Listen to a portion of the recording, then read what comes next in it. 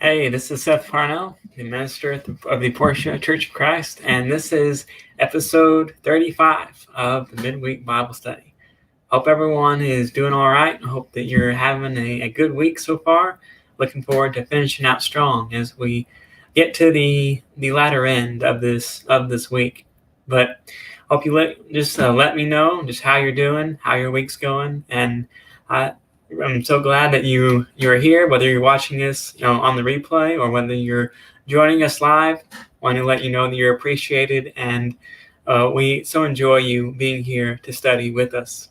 We always want to invite you, if you're someone who has never been to the Portia Church of Christ, we always want to send out an invitation that you are always welcome to come and join us. Right now we are meeting on Sunday mornings at 11 o'clock and for worship service, and 10 o'clock for Bible class, and on Wednesday nights at 6 o'clock. That's kind of a recent change that we've had. And so if you haven't been to Portia in a while and you're around on a Wednesday, just be reminded that we meet at 6 now instead of our previous 7. But hope you will, if you're in the area, hope you can stop by and see us sometime, and we would love to be able to talk to you and be able to worship with you. And just so as enjoy fellowship as brothers and sisters in Christ. And so if you're in the area, I hope that you take advantage of that and or will come see us sometime. Well, for our study tonight, we're taking a look at Luke chapter 17. Luke chapter 17. And so if you have a Bible, then I encourage you to follow along with this as we take a look at this story of Jesus cleansing the 10 lepers. This episode is probably going to be a little bit shorter than normal, but we hope that this is something that will be beneficial to you and that's something that will lift you up. And just as a reminder, we will not have an episode next week. Next week, the Thursday was going to fall on Thanksgiving Day, and so we will not have a episode next week, but we will have the one after that when we get into December. And so the first Thursday in December we'll have another episode, but we will not have one next week, just to let you know. But if we're going to be in Luke chapter 17, and they're starting in verse 11. Jesus was someone who was often a healer. He was someone who could, break the rules, that bind our earth that the earth runs on. He could do things that did not follow the natural order of things, but he had what we call supernatural power. He could heal things, and he could make things happen that normal people couldn't. That's just who Jesus was. That's the power that he had. And we find this on display here in Luke chapter 17, here starting on verse 11. And it says, "On the way to Jerusalem, he was passing along between Samaria and Galilee. And as he entered a village, he was met by 10 lepers who stood at a distance and lifted up their voices, saying, 'Jesus, Master, have mercy on us.' And when he saw, show yourself to the priests. And as they went, they were cleansed. Then one of them, when he saw that he was healed, turned back, and praising God with a loud voice, and fell on his face at Jesus' feet, giving him thanks. Now he was a Samaritan. Then Jesus answered, 'Were not 10 cleansed? Where are the 9? Was no one found to return and give praise to God except this foreigner?' And he said to him, 'Rise and go your way, for your faith has made you well.'" We know that Jesus, like I said, he's a healer. You remember the stories of him, healing the lame man, healing the blind man, healing the man that was, paralyzed, where his friends actually made a hole in the roof of where Jesus was and let him down so that Jesus could heal him. We see Jesus healing people, a lot. We see him casting out demons. All of that was something that Jesus did. But in this particular case, he's not going to heal just one person, not 2, not 3, but 10 people at the same time. Is there a limit to what Jesus can do? Is there a limit to the power of Jesus? I don't think so. I don't think you can put Jesus in a box and say this is what you can only do. But Jesus here heals 10 different people at the same time, which is something that is remarkable. But Jesus is traveling, and he's coming, and I think the scriptures say he's on his way to Jerusalem, and he's passing between Samaria and Galilee. And if you're kind of familiar with the geography of the ancient times, Samaria was one of the capital cities of the northern kingdom. When in the Old Testament, when Israel separated between the southern kingdom and the northern kingdom, one of the capitals of the northern kingdom was Samaria, and so it was a pretty significant city. And then Galilee, we know Galilee is where people like Peter was from. If you remember the story of when Peter denied Jesus, he was someone who, when they asked, you were one of the disciples, you were one of the people that were with Jesus, but he denied it. He ended up cursing and swearing, saying, I do not know the man. I know not the man. But one of the things that kind of gave Peter away, that one of the maids that were there, one of the young girls that was there, she mentioned that we can tell by the way that you talk, for you are a Galilean. And so this was a familiar place for the disciples. But Jesus is traveling from Samaria. He's going to Jerusalem, but he's in between Samaria and Galilee. And so he comes through this area, and somebody cries out to him. In fact, we don't know if one person was the kind of a spokesman for the group, or if all 10 of them just cried out to Jesus at the same time. But they cried out to him and said, Lord, have mercy on us. These people were lepers. They were afflicted with a disease called leprosy, which was very serious. It was in the ancient times, it was nothing but a slow death sentence to people who contracted it. It was not a good thing. And as you go throughout the Bible, the word leprosy does not refer to just a single disease, but it can be used to refer to a number of skin conditions that people had. Some of them were massively contagious and forced them to live in exile, and others weren't contagious, but still were not comfortable to deal with. And it appears that the type of leprosy that these 10 men had, this was the contagious type. And so they had to live in exile. The only friends that they could have were other people who had leprosy, because those are the only people they could get near without giving them this disease, because they already had it. And so their only friends were lepers, and they were living this kind of sad existence away from society because of this awful disease. And so they cry out to Jesus and they say, Lord, have mercy on us. Have mercy on us. Give us, help us out. Help us out with this situation that we find them in. These people who had this leprosy, they knew who to cry out to.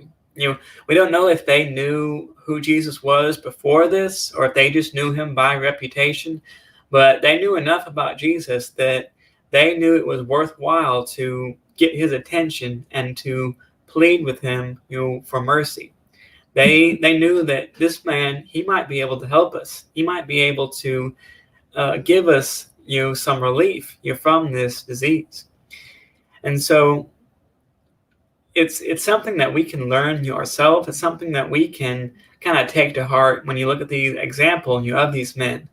When you get in trouble, when you are dealing with situations that hurt you and that maybe sometimes exile you, where you can't be around people, or if you're just dealing with things that that cause you a lot of pain or cause you a lot of trouble, who do you cry out to? Who do you go to with that? Who do you bring that before? There's many people out there in the world who don't have anywhere to go to because they don't have a faith in Jesus Christ. They may put all of their belief in science or put all their belief in other things of this world, but they don't have anyone that can make that real change. But these people knew who to cry out to when they were in need, and we need to have that same knowledge ourselves, because we have someone who will help us when we are in trouble. We have someone who will be there for us through the long haul, that won't reject us, that won't push us away because we won't call us people who are worthless. We have someone who we can hold on to, and that is Jesus. And so if we are someone that is in need of mercy, that is in need of relief, pray, cry out to Jesus. Be someone that pours out your heart to him, and then lets him know about what you're feeling, about the pain that you're going through. Because sometimes when we talk about prayer, and when we kind of discuss prayer, we kind of get in our head maybe a public prayer that is led in a worship service, something that is very calm and sometimes very general, because it's for a whole group of people. But a lot of the prayers that we have in the scriptures, they're very passionate. They're somebody that is just pouring their heart out to God, and they are just letting it all out to him, and crying out to him. God is someone that we can be honest with. We can pour our heart out to him. We don't have to worry about about what he thinks of us. We don't have to worry about appearances or anything like that. But you can be completely honest with God. And so if you're someone who is struggling, then be like these men and know who to cry out to. Know who can actually help. Because he's the one who can really make a difference in what we do. We have a couple of people who have chimed in here. We have Onita and Charles. I'm so good to have you guys here. I hope everything is going well your way. They are some good people. And we also have Linda Kirk. She is here as well. We appreciate you being here, and glad you were able to make it. But these people, they cry out to Jesus, and this is something that it doesn't take very long. But he just tells them, he says, "Go show yourself to the priest," this was a practice that was required if somebody got a contagious disease, somebody got something that should be that was at a fear of spreading it to other people. Before they could go back out into society, before they could go out and be around people, they had to go show themselves to the priest, so the priest could confirm that they were healed, that they were no longer contagious, that they were no longer a threat to making someone else sick. And so that was the practice of the old law. The priests were kind of almost like the doctors of that time. And so they had to show before they could go back out into society. But an interesting thing about this is that Jesus tells them to go show yourself to the priest, and what do? All 10 of them immediately start out, and they're heading towards the priest. But yet nothing has changed yet. Nothing has changed in their condition, in their disease. Nothing has changed yet. But yet they all head out just because Jesus commanded them to, which is pretty remarkable. Sometimes we have to have things proven to us before we step out and before we follow them. Many times sometimes just the command of Jesus isn't enough for us, and we maybe kind of demand more proof. But these men weren't like this. They said, Jesus, commanded it. This is what he told us. This is what we're going to do. And they did it. And we'll see, it was a very good decision for them to make. They didn't ask Jesus, well, why do you want us to go to the priest? Or it wouldn't do any good. We're still lepers. Nothing has changed for us. Why would you want us to go there? They didn't ask any of those questions, but they just, got up and they went. And which is another example that we could follow. Just to read the commands of Jesus, just to look at the scriptures and see what they mean to us. That is reason enough, to obey. That is reason enough to step out and to follow him. We have to be a people that is willing to step out, with our faith, and step out, with the commands of Jesus and what he has given us, and not someone who just waits for maybe waits for something to be proven to us. But if God commands it, then we need to take that seriously, and we need to let it change our life, as these men did in this case, these 10 lepers. Because what happens when they do this? What was the result of it? It says, while they were on their way, they were all healed. They were all cleansed, all 10 of them. And it wasn't just a little bit. It wasn't just halfway. It wasn't just a partial healing of their leprosy. This is the whole deal. Not a spot of leprosy was left in all 10 of them. And you can imagine the jubilation that was present among these people. These people were on the outside looking in of society. They were exiled to be on their own. They couldn't do anything with other people. And now their life, it was changed. They were able to go back, and they were able to live again. Jesus gave them their life back, which is, it's to put yourself in their shoes. Imagine how big of an event this was. It would be incredible. And they're so worked up, and they're so thankful for this. They you can imagine they probably ran to the priest. Once they realized what had happened, I imagine they probably didn't just walk, but they hurried on to the priest and were excited to show what this man Jesus had done to them.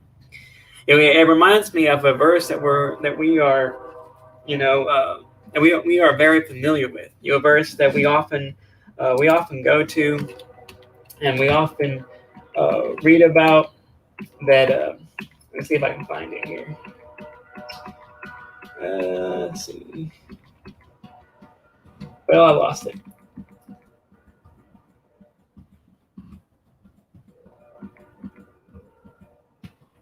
Well, anyway, it's in when we read about verses such as in Ecclesiastes. What is the conclusion of Ecclesiastes? He says, to fear God and keep his commandments. That's the whole responsibility of mankind. And these men, they kept that responsibility. They were someone who obeyed his commands, and they were healed because of it. But then when we get to the part of the story in which there is a kind of a break off. They do everything in unison up to this point. They are all a unified group of people up to this point. But then one of them stops and goes back to Jesus, while the other 9 continue on towards the priest. And no doubt, as we said, no doubt rejoicing over what had just happened. And this one, he comes back to Jesus. And as we read here in this verse, here in verse, I think it's in verse 17, Jesus, he answers, he says, "Were not 10 cleansed? Where are the 9? Was no one found to return and give praise to God except this foreigner?" Jesus calls this man a foreigner because he was a Samaritan. And Most of you are probably familiar with the difference between a Samaritan and a Jewish person and how they got along. They didn't. They didn't get along, very well, at all. And the Jewish people often looked down upon Samaritans and Gentiles as people that were inferior, people who were not worth much, sadly. But when you are someone that has leprosy, when you are someone who has a condition as serious as this, all those concerns go away. All those barriers that divide people, they go away, because your only friends, your only people you can be around with are other people that have leprosy, and so you can't be that choosy of who you're around. And so, an interesting thing about this disease, even though it was terrible, even though it was awful, even though it caused a lot of pain, it united these people. It united the Jewish people and Samaritans, and who knows else who is in this group. That's kind of an interesting thing to see, and it's something that that is present in the story, and it's also something that you can see within in Christianity, because Christianity, while it's not something that causes us pain, there are some things that we have to endure because of the cross of Christ. Jesus says, pick up your cross and follow me.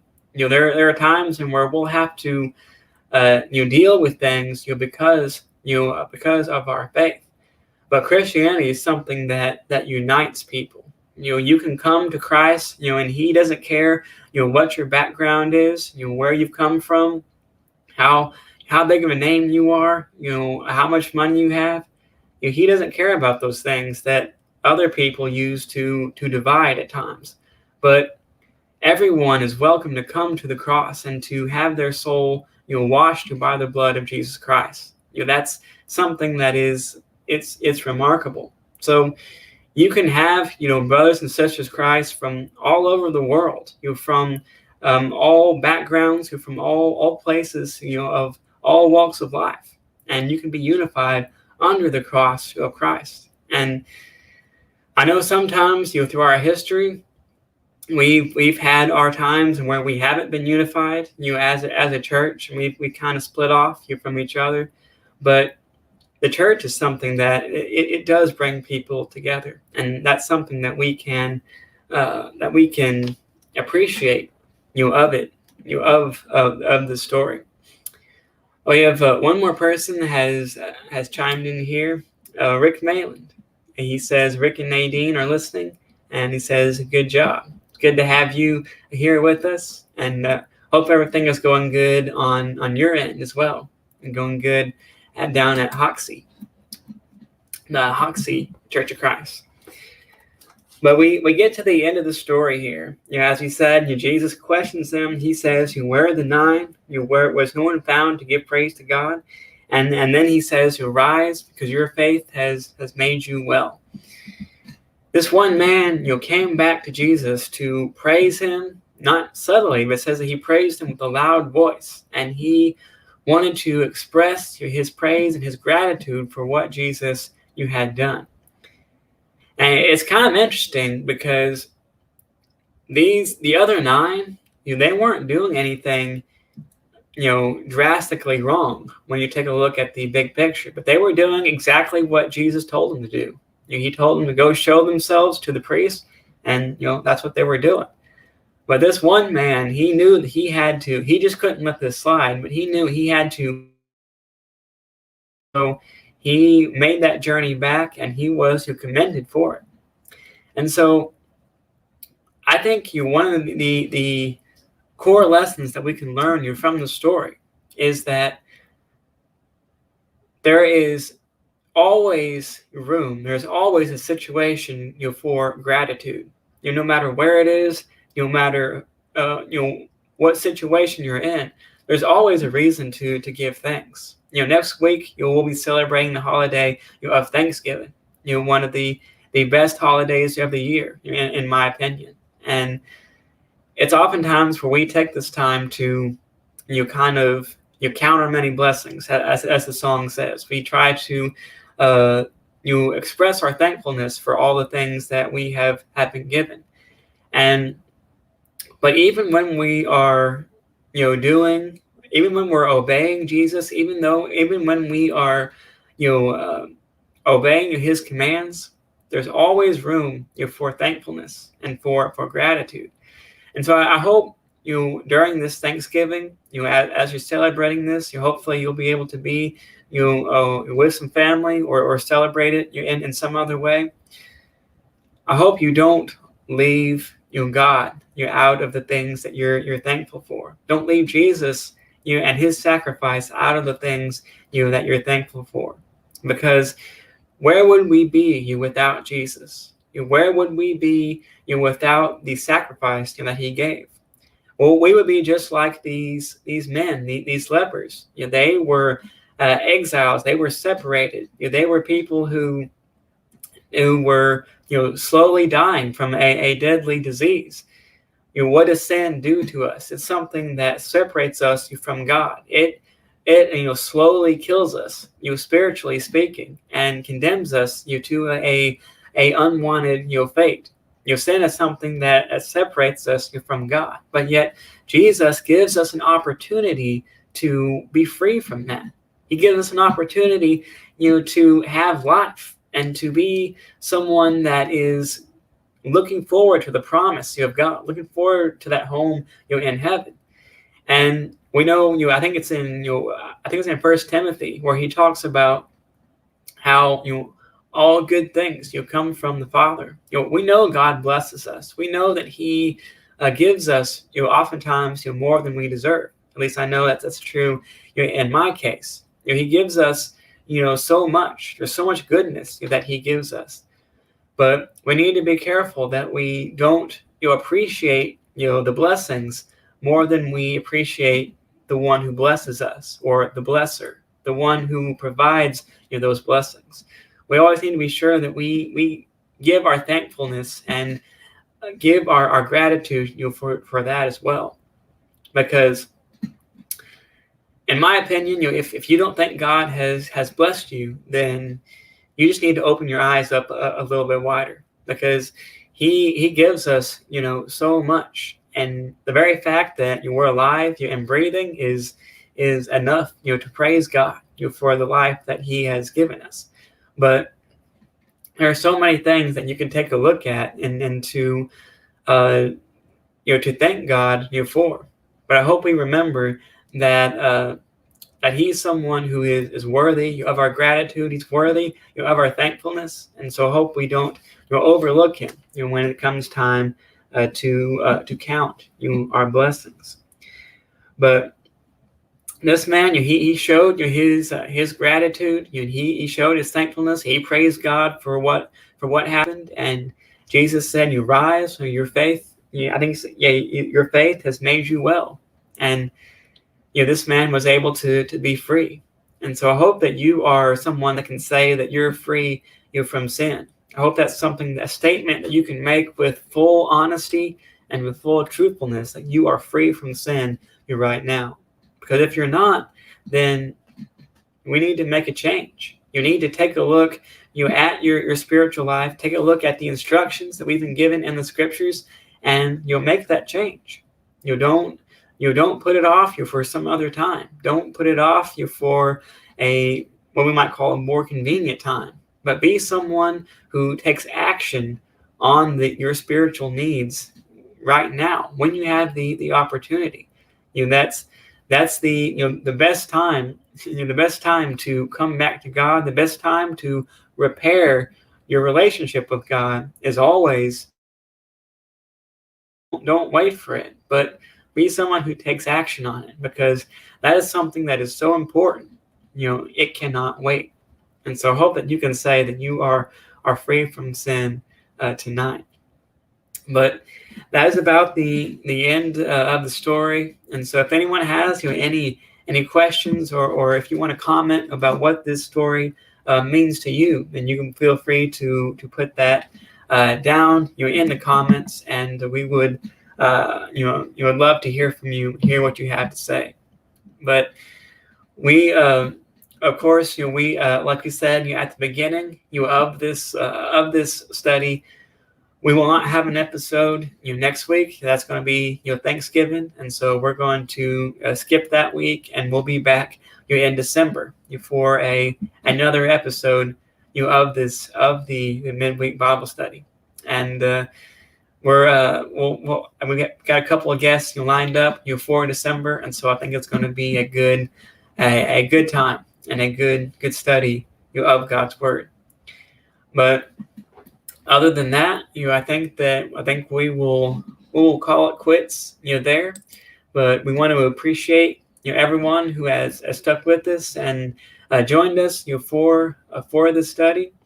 I hope that you have a good week, a good Thanksgiving. I hope that things go well for you, and that you can be someone that is just the light of the world. Someone who glorifies God in everything that you do, and someone who lives out their faith in their life. But until next time, we will hope that you have a good one, and we'll see you on the next episode.